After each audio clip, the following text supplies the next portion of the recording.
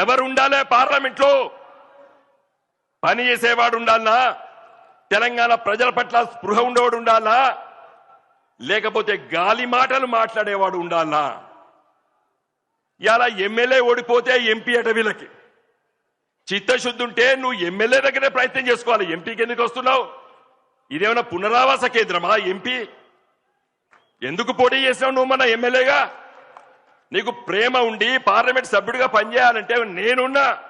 నేను కేసీఆర్ గారికి దండం పెట్టి నాకు ఎమ్మెల్యే సీట్ ఒకటి ఇవ్వకపోయినా కేసీఆర్ గారు నేను లేదు, నేను పార్లమెంట్లో ఉండాలి.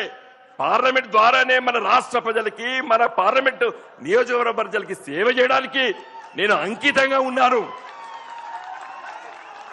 దయచేసి మిత్రులారా, చిత్తశుద్ధి ఉండి ఎవరు ఏ పని చేయాలో ఆ పని చేసేటోడు ఉండాలి.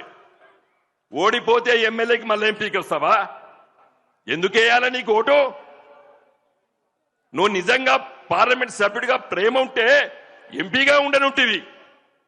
ఎమ్మెల్యేగా ఓడిపోతావు, సానుభూతి అంటావు, వేరే విషయాలు మాట్లాడతావు, పార్లమెంటుగా పోటీ చేస్తావు. దయచేసి మిత్రులారా, ఇక్కడికి వచ్చినటువంటి ప్రతి కార్యకర్తని, నాయకుడిని